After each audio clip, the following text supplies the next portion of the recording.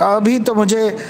بہت سے علاقوں سے، مہاراشٹر وغیرہ سے اور بعض دوسرے علاقوں سے بھی ہمارے طالب علموں نے اور بعض تعلق رکھنے والوں نے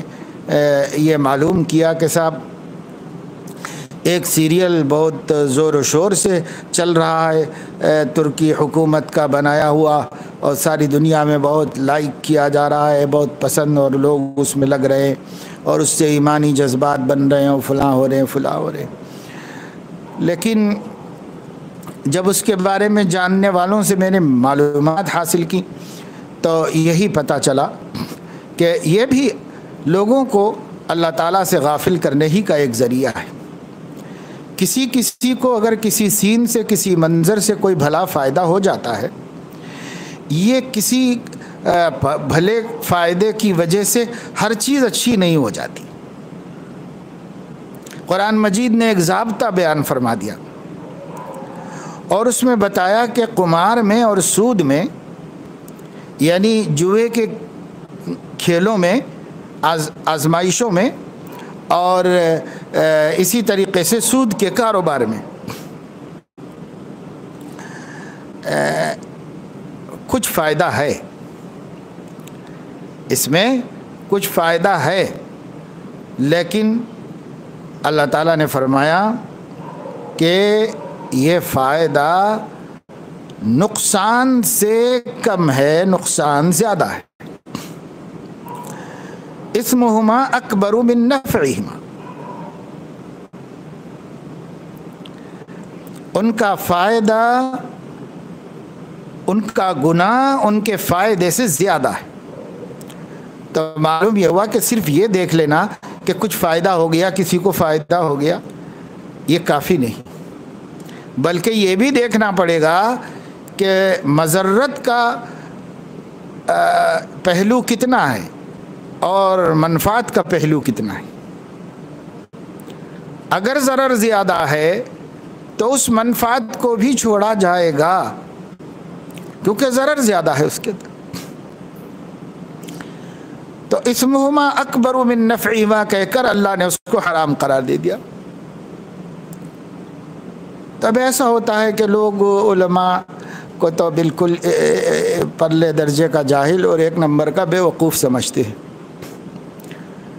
اور ان کی عقلوں میں جو بات آتی ہے اسے بہت قرآن کے مطابق، نبی کے مطابق، خدا کے مطابق سمجھتے ہیں۔ جن کی عمریں، جن کی زندگیاں قرآن حدیث کے سمجھنے سمجھانے میں کٹ گئیں، ان کی بات تو نہیں سمجھ میں آتی ان کو، کہ ان کو سمجھتے ہیں کہ صاحب یہ 2 رکعت کے ملانے ہیں، ان لوگوں سے کیا دین مل سکتا ہے ہم کو؟ دین ان لوگوں سے ملتا ہے جن کو زندگی میں کبھی قرآن حدیث سمجھنے کی توفیق بھی نہیں ہوئی،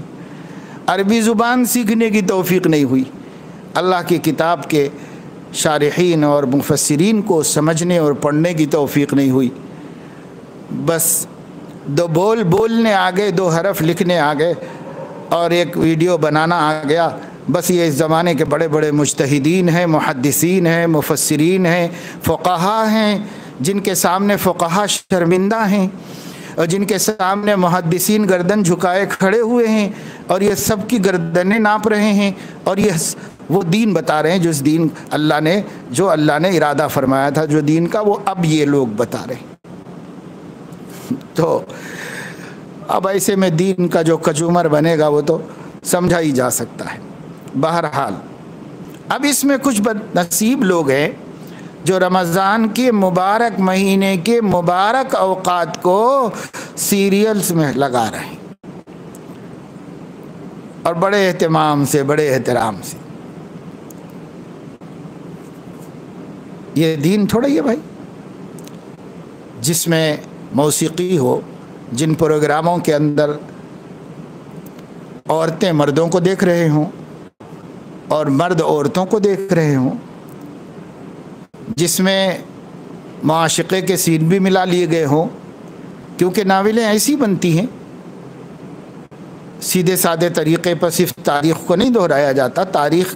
بنانے کے لیے، اس کو دلچسپ بنانے کے لیے، لوگوں کے لیے قابل قبول بنانے کے لیے اس کے اندر کچھ ایسی چیزوں کا سہارا لیا جاتا ہے جو اللہ کے دین اور اللہ کی شریعت کے اندر ناجائز اور حرام ہوتے۔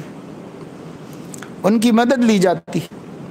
اور ان کی مدد لے کر اس میں آپ رمضان جیسے مہینے کو کھپا رہے ہیں، رمضان جیسے مہینے میں لگے ہوئے اس کے اندر۔ تو سنا میں نے کہ بعض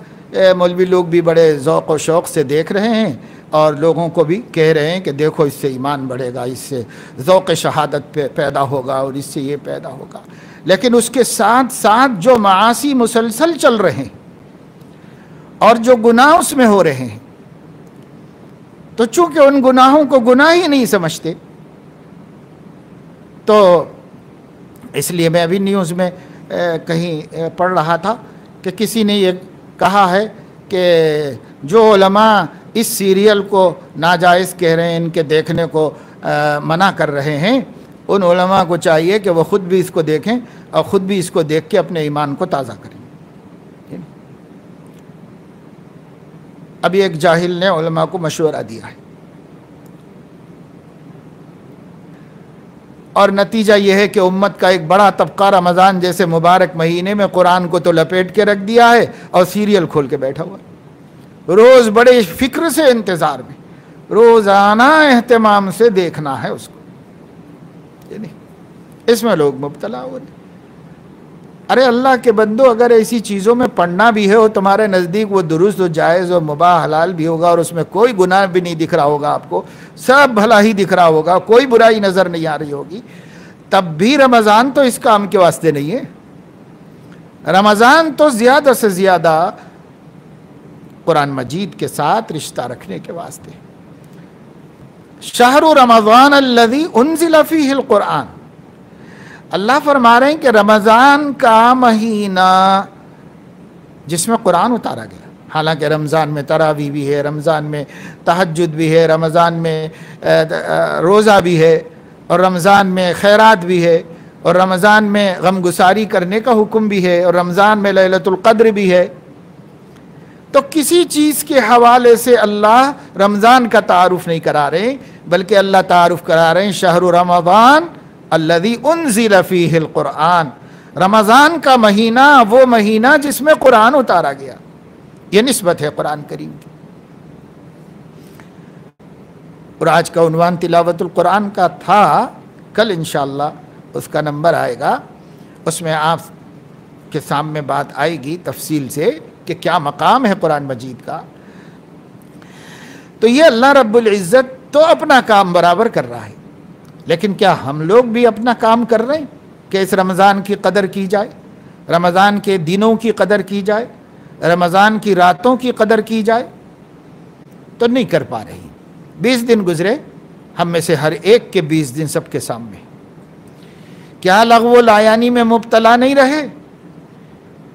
پورے 20 دن پر ایک نظر ڈال لو، مراقبہ محاسبہ کا بیان ہو چکا ہے، روزانہ ڈال لینا چاہیے تھا، لیکن چلو آج ہم تھوڑی دیر پروگرام ختم ہونے کے بعد 10 منٹ 20 دن پر ایک سرسری نظر ڈال دیجیے۔ کیا اس سے اچھا رمضان نہیں گزر سکتا تھا؟ کیا اس سے زیادہ قرآن نہیں پڑھا جا سکتا تھا؟ کیا اس سے زیادہ نفلیں نہیں پڑھی جا سکتی تھیں؟ کیا اس سے زیادہ اللہ کا ذکر نہیں کیا جا سکتا تھا؟ کیا اس سے زیادہ سیدنا محمد الرسول اللہ محسن اعظم صلی اللہ علیہ وسلم پر درود شریف نہیں پڑھا جا سکتا تھا؟ کیا ہم اس سے زیادہ خیر کے کام نہیں کر سکتے تھے؟ خیرات و حسنات کی ایک لمبی فہرست ہے، بہت نیکیاں ہیں جو ہم کر سکتے تھے، اور ہم میں سے بہت سے اس میں بھی غور کریں کہ کیا اس سے گناہوں کو کم نہیں کیا جا سکتا تھا؟ اور اگر گناہ نہیں کیے ہیں تو جو لوگ ماشاءاللہ گناہوں سے رمضان میں بہت اہتمام سے بچے ہیں، ایسے بھی لوگ ہیں، لیکن وہ غور کریں کہ کیا جو لایانی وقت گزرا ہے کیا اس کو بچایا نہیں جا سکتا تھا؟ کیا اس لایانی کو کام میں لایا نہیں جا سکتا تھا؟ میرے بھائیوں اور میری بہنوں، اگر حساب کتاب نہیں رکھیں گے تو پچھتانا پڑے گا زندگی کے۔ یہ زندگی بہت قیمتی پونجی ہے، اسی سے آخرت کو بنانا ہے۔